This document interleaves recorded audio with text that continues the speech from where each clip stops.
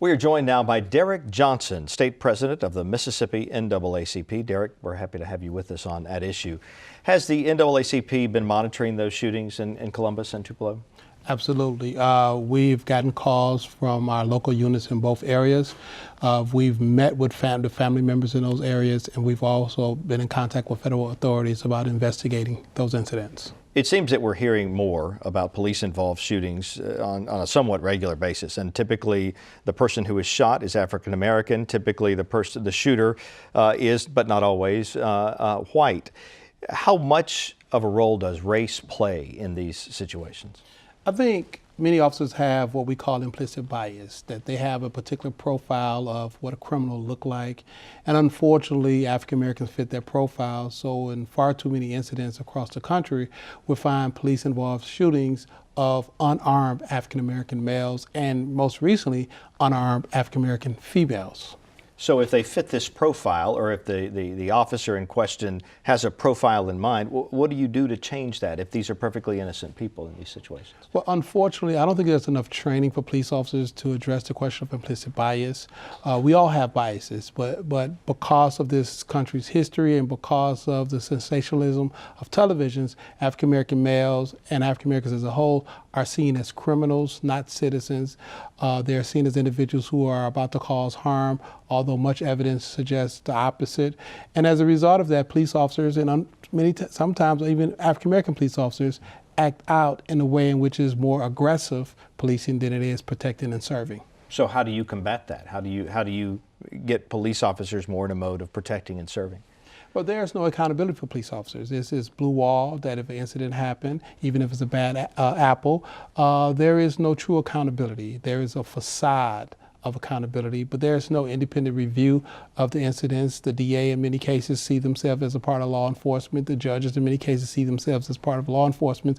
So there is no independent review in these cases that's credible and which pass muster. What's your take on the situations in Tupelo and Columbus? What could have been done different in those cases that would have had a better outcome? Well, in Columbus, I'm glad to see that the local district attorney stepped down and asked for independent review to make sure that there is a level of accountability in the reviewing of that case.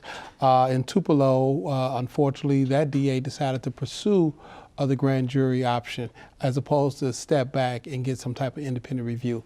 But until we have some type of federal oversight, unfortunately, we will continue to see the same incident. There is no true independence in the review of these cases. When you look at the state law enforcement team, you look at local law enforcement officials, they all see themselves as a part of the same team. And as a result of that, low income and particularly African American communities are more at risk than others in the state.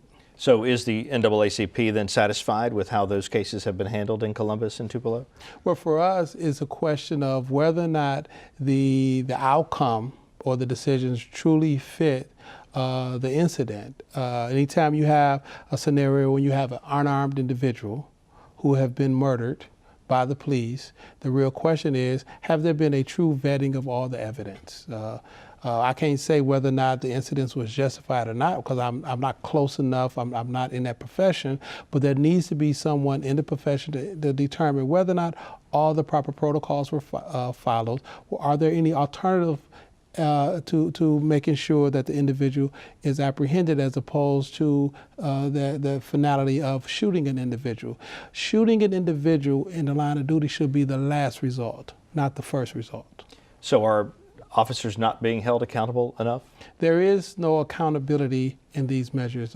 When you look at the national scene, you have a scenario of a gentleman in Minneapolis with a license to carry a gun. He informed the officer that he had a gun, and yet he was shot. You see another individual in Baton Rouge who was pinned down on the ground. He could not reach in his pocket because both officers was on him, and whether he had something in his pocket or not, they shot him in the back.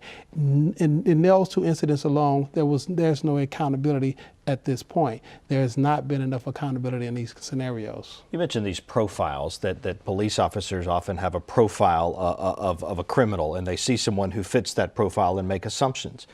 What's that like for an African-American family who fears that if they're not wearing the right kind of clothes, or if they could easily slip into fitting that profile? How do you protect yourself against that? It's very difficult when you have the law enforcement acting under the color of law, and at any given time I could take off this shirt and tie, I can walk down the street, have a pair of blue jeans and a black shirt on, and if a call come in and said a suspect walking down the street in blue jeans and black t-shirts, I instantly I fit the profile. I have a 21-year-old son. He can be in the car with some of his friends. He's on a full scholarship at Tougaloo College, and his friends are all really good scholars. They could be in the car and be driving in Rankin County and be pulled over because they fit a particular profile. It's very difficult for a parent who with a teenage son, because now we have to have that other talk with him. When you're pulled over by police officers, make sure you comply with everything. Put your hands on the steering wheels. Dial your phone and make sure you put it on speakerphone or put the recording on so we can hear what's taking place. This is not an open society when you have to take all those precautions just because you exist. Let's talk about community policing, which has been suggested as a remedy for some of these issues in some communities in this country, where police officers get out in the community, they get to know the people they're sworn to serve and protect. Is that working in some neighborhoods in Mississippi?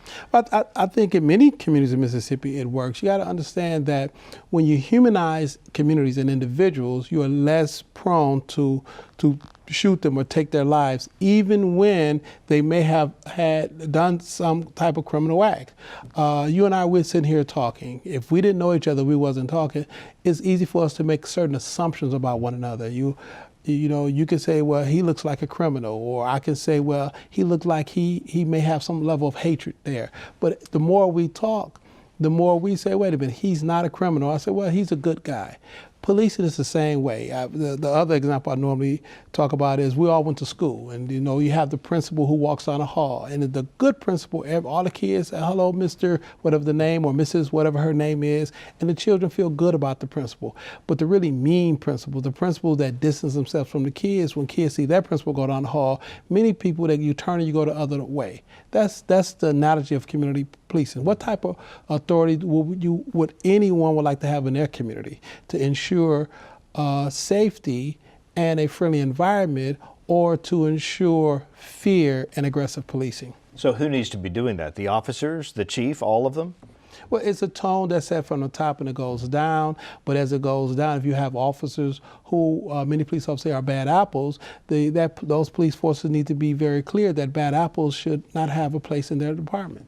In communities where the law enforcement agencies are making efforts toward this community policing idea, are the communities responding, and particularly the African American communities responding in a way that will build those bridges and relationships? Absolutely. I mean, we get the sensationalism of news and the incidents that happen on the headline news, but the overwhelming majority of communities in this state, but even in the city of Jackson, well, it's not the heightened crime problems that you see. The fear mongering that network news do oftentimes is outsized compared to the reality in which people live.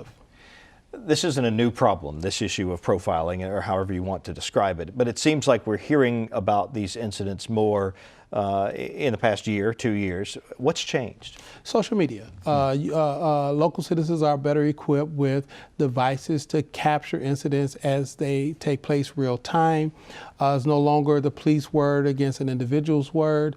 And what we in African American community have known a very, very long time, police officers have always been carrying out some bad things, and particularly those bad apples. But what has changed is individuals capturing, be it audio and video incidents, in ways in which it has heightened the understanding of many Americans that we have a problem here and we have to do something quickly to solve this problem. Do you think body cameras and dash cameras and all the different cameras that are around now are helpful for these situations? They could be helpful, but I don't want to promote another industry to make a whole lot of money. I think you have a scenario where we need to be looking at some type of federal oversight to hold police officers accountable that don't currently exist. The NAACP was created under a concept that we had to advocate for anti-lynching legislation, federal oversight in incidents where there have been lynchings. Why? Because local law enforcement and elected officials were participating in lynching. And this is in 1909. Springfield, Illinois was the one that really tipped the scale. Once NAACP was formed in response to that, and we finally got anti-lynching legislation passed, we finally was able to get some level of federal oversight. The occurrences of lynching went down as a result of that because there was an accountability measure. We need an accountability measure where bad actor police officers know that if they do citizens wrong, they will be held accountable. Derrick Johnson, State President of the Mississippi NAACP, thank you. Thank you.